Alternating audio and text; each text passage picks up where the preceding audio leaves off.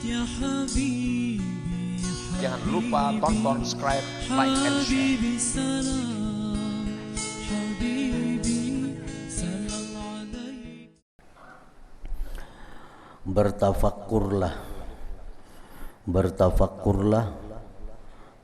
artinya berpikirlah pertama-tama tentang apa yang mengetuk pendengaran para penghuni kubur dari kerasnya peniupan sangkakala.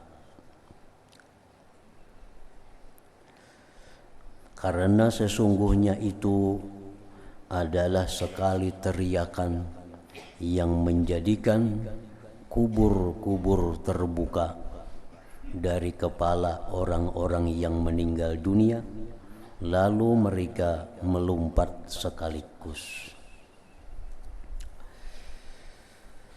Ini tentu sesudah tiupan yang pertama, karena tiupan Israfil yang pertama itu adalah menghancurkan alam ini seluruhnya, mematikan semua yang hidup kecuali ada sebagian malaikat.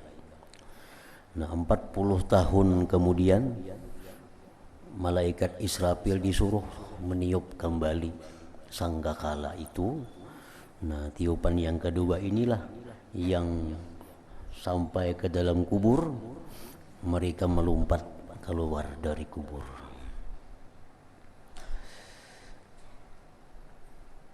Maka perkirakanlah dirimu waktu itu, dan kamu melompat dengan berubah muka, berdebu badanmu dari belahan rambut kepalamu sampai tapak kakimu dari debu atau tanah kuburmu yang tercengang dari kerasnya suara sangkakala itu, yang terbuka matanya ke arah panggilan. Dan sungguh para makhluk melompat sekali lompat dari kubur-kubur yang telah lama di dalamnya balak mereka, dan mereka dikejutkan oleh ketakutan dan merasa takut dengan ditambahkan kepada apa yang telah ada pada mereka dari kesusahan, kesedihan, dan bersangatan menunggu bagi kesudahan perkara ini. Nah, jadi Imam Al-Ghazali dalam keterangan ini menyuruh kita tafakkur, berpikir, kemudian memperkirakan diri masing-masing waktu itu bagaimana keadaannya. Karena orang yang keluar dari kubur itu ada yang ditunggu oleh amal salihnya. Amal saleh ini berupa sesuatu yang sangat indah dan dia menjadi tunggangannya untuk menuju padang mahsyar. Ada orang yang begitu melompat dari kuburnya itu ditunggu oleh amal jahatnya. Nah, amal jahat ini menambah siksa, memukuli, mencaci maki kepada orang yang melakukan amal jahat di alam dunia itu. Di dalam banyak hadis disebutkan contoh-contoh orang-orang yang dibangkit dari kubur menuju padang mahsyar. Sebagaimana di dalam hadis itu disebutkan bahwa orang-orang yang di alam dunia semasa hidupnya itu menjabat sesuatu jabatan yang memerlukan keadilan, dia begitu keluar dari kubur langsung dibelenggu tangannya,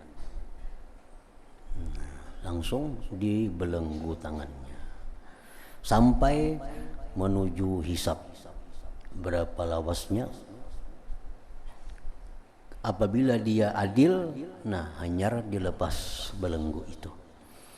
Nah, jadi orang-orang yang sama dalam dunia ini menjabat satu jabatan yang memerlukan keadilan, baik kada baik itu urusan kemudian. Begitu keluar dari kubur langsung dibelenggu. Nah, pakkahu adluhu, ujar Nabi, melepaskan akan belenggu itu kena keadilannya. Kalau sudah dihitung ternyata adil, hanya dilepas belenggunya. Nah, jadi kalau orang di sana membelenggu tangan, oh ini berarti pejabat dalam dunia dulu. Ini pejabat. Ada lagi hadis Nabi yang mengatakan orang yang begitu bangkit dari kubur, keluar dari kubur itu seperti orang gila, orang kesurupan dengan perut yang sangat besar.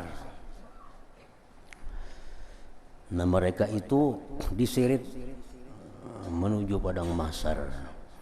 Nah, mereka itu dikatakan oleh Rasulullah SAW orang yang semasa hidup dalam dunia melakukan hal riba dan kada tubat sebelum matinya.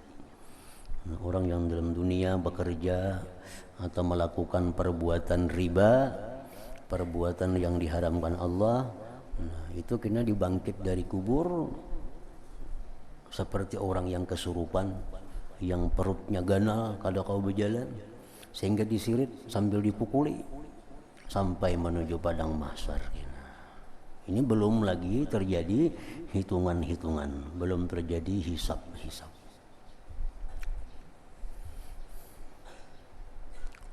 Ahmad ya Habibi, Jangan lupa tonton, subscribe, like, and share. Habibi salam.